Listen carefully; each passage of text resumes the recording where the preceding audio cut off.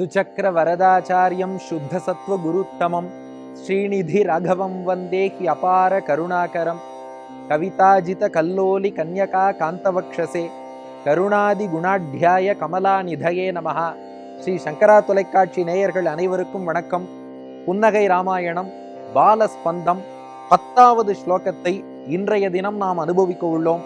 ராமன் முன்பு ஸ்லோகத்தை விண்ணப்பிக்க நீங்களும் தயாராக இருப்பீர்கள் என்று நம்புகிறேன். இப்ப காட்சி என்னன்னா, ராமனும் லக்ஷ்மணனும் விஸ்வாமித்திரரோடு அவர் யாகம் செய்யும் சித்தாசிரமம் நோக்கி செல்கிறார்கள். வழியில தான் தாடகை என்ற ராட்சசி, அரக்கியான தாடகை இவர்களை எதிர்கொள்கிறாள். அந்த தாடகை என்ற அந்த பயங்கரமான உருவத்தை பார்த்து ராமனும் லக்ஷ்மணனும் விஸ்வாமித்திரர்கிட்ட யார் இது என்று கேட்டார்களாம். அந்த தாடகையை விஸ்வாமித்திரர் வர்ணிக்கிறார். அந்த வர்ணனையை கேட்டு ராமன் புன்னகை செய்கிறான். வாருங்கள் புன்னகையை அனுபவிப்போம். சுந்தஸ்திரீ நது சுந்தரி பலவதி நைஷாபலா ராட்சசி யக்ஷீ நோபத தாட்டகா நரசிரா ஹாரா நராஹாரிணி இத்யேவம் குஷிகாத்மஜஸ்ய வச்சசா மந்தஸ்மிதம் என்முகே ஜாதம் தேன சஹாசி கிம்னு வடுவூர் தேசம் சம் அபியாகதா. இந்த புன்னகையும் விஸ்வாமித்திரரை பார்த்துத்தான் ராமன் செய்கிறான். என்ன காரணம்னா, விஸ்வாமித்திரர் சொன்னாராம், ராமா அங்கே வருகிறாள் பார், சுந்தஸ்திரீ நது சுந்தரி. அந்த அரக்கியான தாட்டகை இருக்காளே, அவ சுந்தரி இல்ல. சுந்தரினா சாமானிய அழகான பெண்ணுன்னு அர்த்தம். சுந்தரி கிடையாது, சுந்தஸ்திரீ, சுந்தன் என்றவனுடைய மனைவி. சுந்தஸ்திரீனா சுந்தனுடைய மனைவின்னு அர்த்தம். அப்போ அவ சுந்தரி கிடையாது, சுந்தஸ்திரீ. அடுத்து சொன்னாராம், பலவதி நைஷா நைஷா அபலா. இவள் அபலை பெண் கிடையாது, பலம் மிக்கவள். அப்படிப்பட்ட ஒரு வலிமை மிக்கவள் இந்த தாட்டகை, பல யானைகளின் வலிமை கொண்டவள். ராட்சசி யக்ஷி நோபத, இவள் யாரோ ஒரு யக்ஷி கிடையாது, பெரிய ராட்சசி.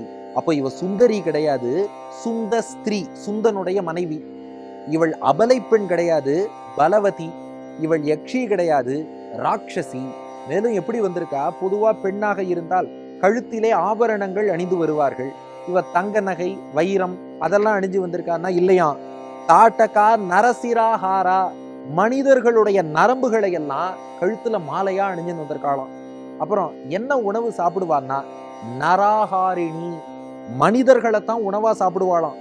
அந்த பகுதியில் இருந்த மனிதர்கள் எல்லாம் சாப்பிட்டுட்டாளாம் அவ அப்படின்னு சொல்லி, இந்த பகுதியில் இனி முனிவர்களே மிச்சம் இல்ல, எல்லாரையும் சாப்பிட்டுட்டா அப்படின்னாராம் விஸ்வாமித்திரர். அப்ப ராமனும் லக்ஷ்மணனும் விஸ்வாமித்திரரை பார்த்தாலும் சிரிச்சுட்டே விஸ்வாமித்திரர் சொன்னாராம், என்னை மட்டும் ஏன் சாப்பிடலன்னு பாக்குறியா? என் உடம்புல ஒன்றும் சத்து இல்லை, நான் தபஸ் பண்ணி என் உடம்புல ஒண்ணுமே தெம்பு இல்லை, சக்கைன்னு சொல்லி என்னை விட்டுட்டாளே ஒழிய மற்றபடி மனிதர்கள் முனிவர்கள் எல்லாரையும் சாப்பிடக்கூடியவள், இப்படிப்பட்ட கோரமானவள் இந்த தாட்டகைன்னு சொல்ல, இவளால என்ன பண்ண முடியும், நான் அழிக்கிறேன் பார் என்று வீரத்தை வெளிப்படுத்தும் விதமாக ராமன் புன்னகை செய்தானா. இத்யேவம் குஷிகாத்மஜஸ்ய வச்சசா, ராமா வடுவூர் ராமா, இப்படி தாட்டகை எவ்வளவு கொடுமையானவள்னு விஸ்வாமித்திரர் சொல்ல, அதை கேட்டு மந்தஸ்மிதம் என் முகே, உன்னுடைய முகத்தில் ஒரு மெல்லிய புன்னகை தோன்றியதே, ஜாதம் தேன சகாசி கிம்னு வடுவூர் தேசம் சம் அபியாகதா.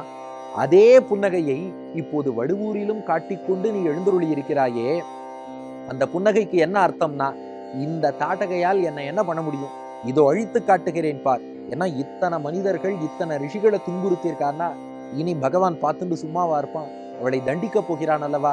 அப்போ இந்த புன்னகைக்கான காரணம், அந்த தாட்டகையை நான் தண்டிக்கிறேன், அவ யாரா இருந்தா என்ன, அவளை குறித்து எனக்கு அச்சம் இல்லை, அவளை தண்டிக்க போகிறேன் என்பதை தெரிவிக்கும் விதமாக ராமன் பூத்த புன்னகை. அடுத்து இந்த புன்னகை மூலம் ராமன் தெரிவிக்கக்கூடிய மெசேஜ் செய்தி என்ன அப்படின்னா, பகவான் ஒருவனை ஆணா பெண்ணான்னு பார்க்க மாட்டான், எந்த குலத்தில் பிறந்தவர்னு பார்க்க மாட்டான், அது போல எவ்வளவு படிச்சிருக்கார், பணக்காரரா ஏழையான்னு பார்க்க மாட்டான், நல்லவனா கெட்டவனா, பக்தி இருக்கா இல்லையா அதுதான். அப்போ அவள் பெண்ணாக இருக்கலாம், யக்ஷியா இருக்கலாம், ராட்சசியா இருக்கலாம், அது முக்கியம் இல்லை. துர்நடத்தை கொண்டவளா இருக்காளா, அதர்மத்தின்படி நடக்கிறாளா, நல்லோர்களை துன்புறுத்துகிறாளா, அப்போ அவளை அழிக்கணும்னு பகவான் முடிவு பண்றான். அப்போ ஒருத்தர் வேண்டியவர்னு இறைவன்ட்ட ப்ரிஃபரன்ஸும் கிடையாது, வேண்டாதவர்னு பிரிஜுடிஸும் கிடையாது. அவர் யாராக இருந்தாலும் பக்தியோடு வந்தால் இறைவன் ஏற்றுக்கொள்வான். பக்தி இல்லாதவர், தப்பு பண்ணக்கூடியவர், அதர்ம வழியில் செல்வர், யாரா இருந்தாலும் இறைவன் தண்டிப்பான். அதைத்தான் இந்த புன்னகையின் வாயிலாக இதோ தாடகையை தண்டிக்கப் போகிறேன் பார், என்பதை உணர்த்துகிறானாம். இனி இந்த புன்னகையை நாமும் அனுபவித்தோம் அல்லவா? ராமனுடைய வீரத்துக்கும் அச்சமின்மைக்கும் அடையாளமாக இருக்கக்கூடிய அந்த புன்னகை. இதை அனுபவிச்சா என்ன பலன்? வாங்கோ ராமன் முன்னாடி ஸ்லோகத்தை விண்ணப்பிச்சுட்டே பலனை அனுபவிப்போமா? சுந்தஸ்திரீ நது சுந்தரி பலவதி நைஷா பலா ராட்சசி யக்ஷி நோபத தாட்டகா நரசிராஹாரா நராஹாரிணி இத்யேவம் குஷிகாத்மஜஸ்ய வச்சசா மந்தஸ்மிதம் என்முகே ஜாதம் தேன சகாசி கிம்னு வடுவூர் தேசம் சம் அபியாகதா என்று இந்த ஸ்லோகத்தை சொல்லி நாம் பகவானை பிரார்த்தித்தால் ராமபிரான் நமது அறியாமையை போக்கி கொடுப்பான். இந்த தாட்டகைங்கிறவ யாருன்னா நம்முடைய அறியாமையாம். இந்த தாட்டகைக்கு 2 மகன்கள், மாரீச்சன், சுபாகு. அந்த 2 பேர் தான் விஸ்வாமித்திரருடைய யாகத்தை பின்னாடி வந்து தடுக்க போறார். இந்த மாரீச்சன் சுபாகு என்பவர் யார் என்றால் இவர்கள்தான் அகங்காரம் மமகாரம் என்று சொல்கிறார்கள். அப்போ தாட்டகை என்பவள் அறியாமை, அந்த அறியாமை அஞ்ஞானமாகிய தாட்டகைக்கு அகங்காரம் மமகாரம்னு 2 பிள்ளைகள். அவாதான் மாரீச்சன் சுபாகு. அல்லது வேறு சிலர் காமம் கோபம்னு சொல்லுவா. மாரீச்சன் சுபாகுங்கிறவா எப்படிப்பட்டவானா? மாரீச்சன் தான் காமம், கோபம் தான் சுபாகு என்று சொல்வார்கள்.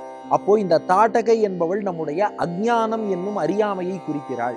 நம்ம ராமனுடைய இந்த புன்னகையை அனுபவித்தோம்னா அவன் ஒரு புன்னகை பூத்தா போறோம், அங்க தாட்டகை அழிந்தது போல நம்முடைய அறியாமை என்பது அழியும். நம் அறியாமையை போக்கி ஞானத்தை அருளக்கூடிய புன்னகை இது. அந்த புன்னகையை நன்றாக அனுபவிப்போம். மேற்கொண்டு இதே தாட்டகை பற்றித்தான் விஸ்வாமித்திரர் சொல்ல போகிறார். அதை கேட்டு ராமன் எப்படி சிரித்தான்கிறத அடுத்த பகுதியிலே காண்போம். நன்றி, வணக்கம்.